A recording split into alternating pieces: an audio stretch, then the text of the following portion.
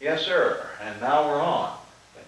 Again, this is October the 3rd, 1983, and we'd now like to talk to Mr. Randall Hassinger. Mr. Hassinger, when were you born? April 19th, 1899. 1899. Yeah. And where were you born? I was born in the house I'm living in now. Right here in the... Right here in Beavertown. Excellent.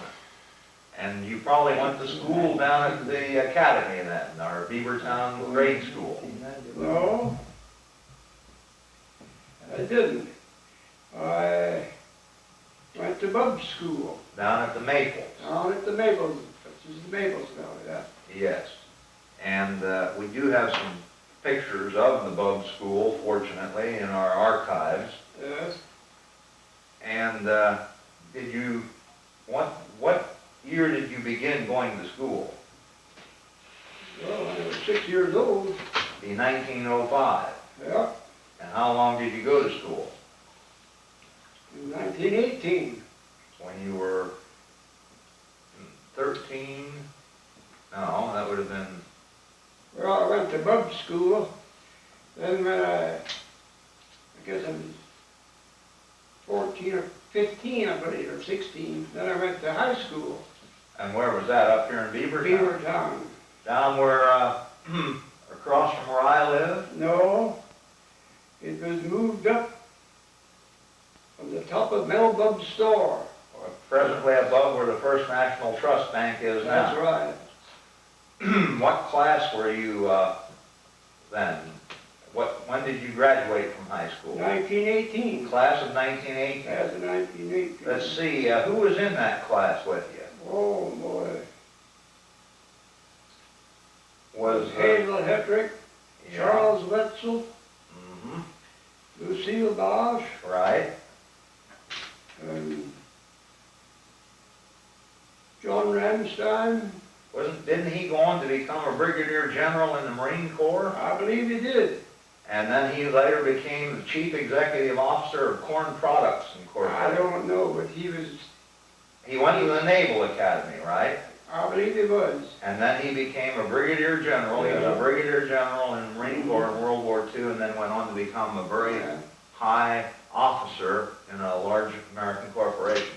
And then there was Charles Wetzel, too. And Charlie was a very outstanding... He was a great fisherman. He wrote a book on fishing. He wrote a book on fishing, yes. In fact, he was an engineer, I think, with DuPont later on. Yes, he was. And we have some paintings of his in our archives. He was quite an artist. He was an all-around, you just were in an outstanding, you had an outstanding group of people.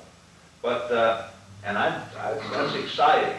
But we'll have to hold off, and perhaps we can talk about that some other time. But who were your mother and father? My father was John Hassinger. And my mother was Jenny Bingman. She was the daughter of Jacob Bingman. And where are they buried? They're buried over here on our cemetery. Beavertown Cemetery? Beavertown Cemetery. On the old Union Cemetery? On the old. Well, no. My grandfather is buried.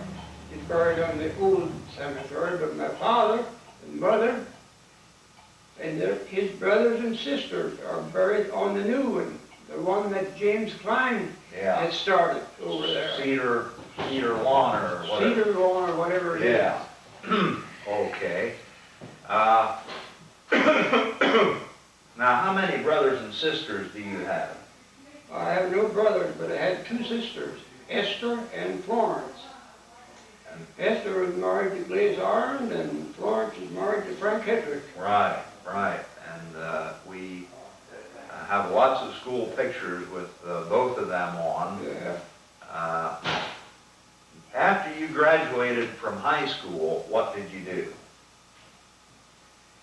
Right when I graduated from high school, I enlisted in the service.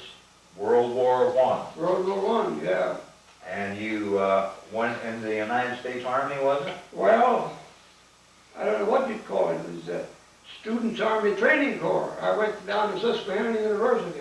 to the Student Army Training Corps at Susquehanna. Yeah, they had quite a few of those around these different colleges. I know at State College they had one there, Jay Hassinger and Max Bingman and John Bingman. Henny, you remember him? Oh, sure. Well, they were up there on the same program, only they went into the regular army then. And then, I didn't get quite that far. well, you were younger. A little bit younger, yes. Yes. I was only down there about 2 months. Then it was over. The armistice came. Then the armistice came, and then I was discharged about 2 weeks later. But the people in Beavertown here formed an American Legion post. That's right. And the Argonne Post, it was called. They have a beautiful plot on the new cemetery over there, where a lot of the legionnaires were buried. And of course they had the memorabilia of World War I they brought over and installed there. And unfortunately, the Argonne Post disintegrated somewhere along the line. Disintegrated. They all passed away, and I was about one of the last ones. Were you a member of the Argonne Post? Yes, I was. There again, that's a whole new subject that I'd like to chat with you on sometime. But tonight, what we'd like to talk to you about is, at the present time, as of right now, up at the Beavertown Weeding Mills Incorporated, Yeah. they are installing a concrete floor. Mm-hmm. But at the time when that mill was first built, back in about 1915 to 1917, in that era, we understand you were involved in a sawmill operation where you helped prepare some of the timbers which went into the laying of that floor up there. Yes. And I would presume that after you got out of the Army then, did you go into the sawmilling business right then, or? Well, my dad and his brother Dan, they had owned, The sawmill in the Pine Swamp? no, they didn't own the sawmill, they just owned 140 acres of timber there. Uh-huh.